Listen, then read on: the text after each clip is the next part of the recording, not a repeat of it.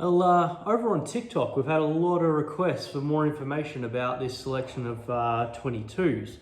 But being TikTok, I've had to rotate you guys into a lovely horizontal landscape mode and come over to YouTube. We did lose our TikTok account. We were at 15,500 followers. Bit of a shame. We've got a new one started called Peakview Range.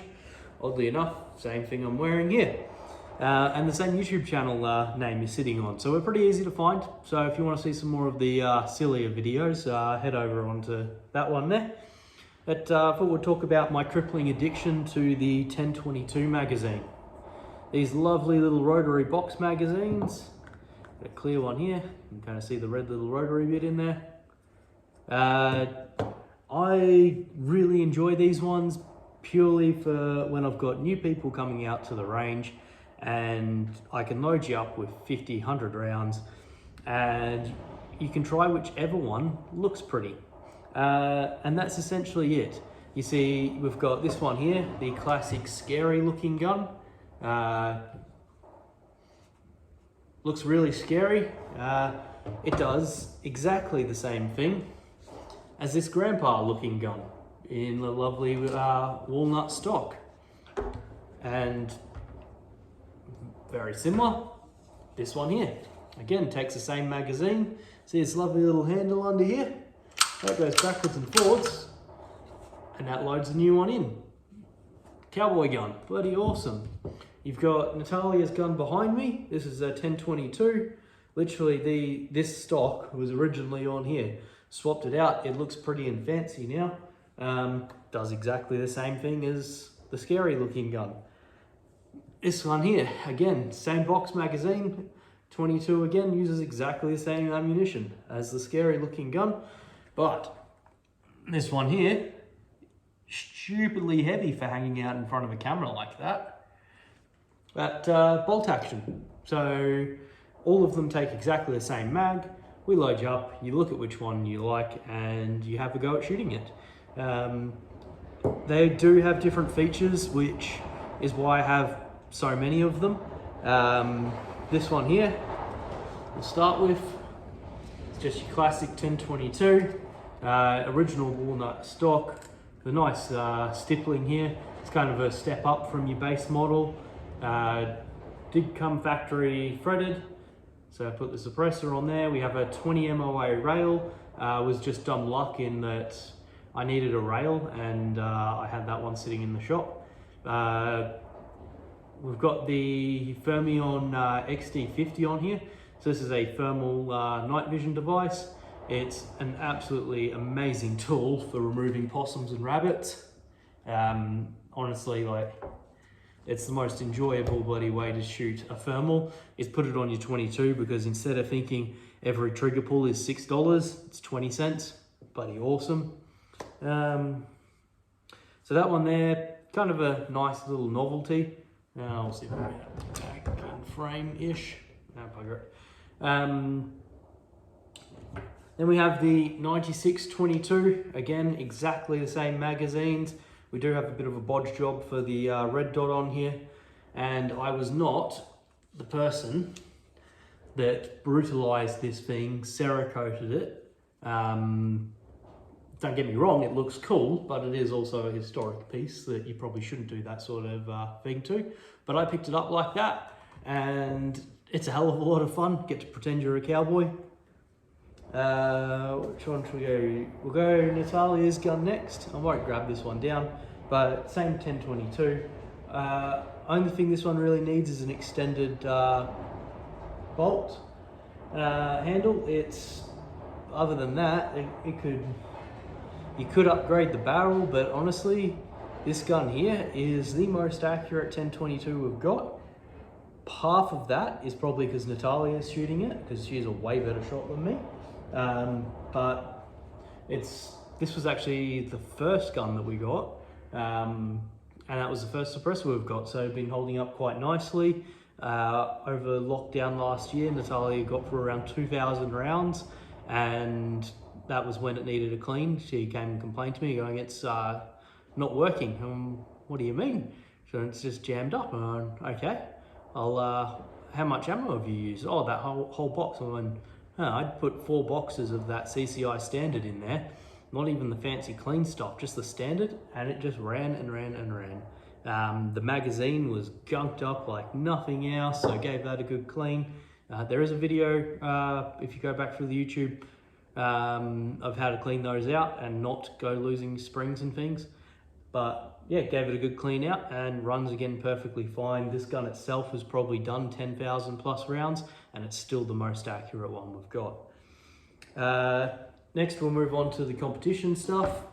This is my IPSC free gun mini rifle gun. There's a few odd things going on here. We have a Picatinny rail on the side and an Arca rail on the base plate. This is so if I do want to go possuming with it and get some good practice in, I can bolt my torch straight on the side here, and the Arca rail under here is for things like the bipod and the tripod, just if we're messing around on the range.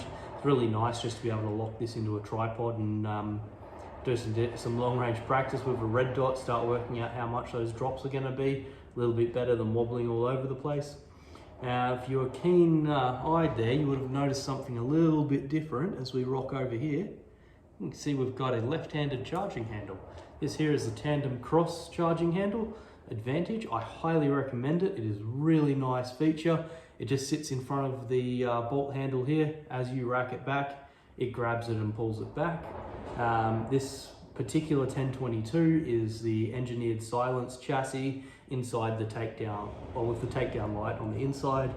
Magpul collapsible stock, really nice and ergonomic. This is actually the gun that I usually get like kind of teenagers and stuff to get started on when their arms aren't quite as long.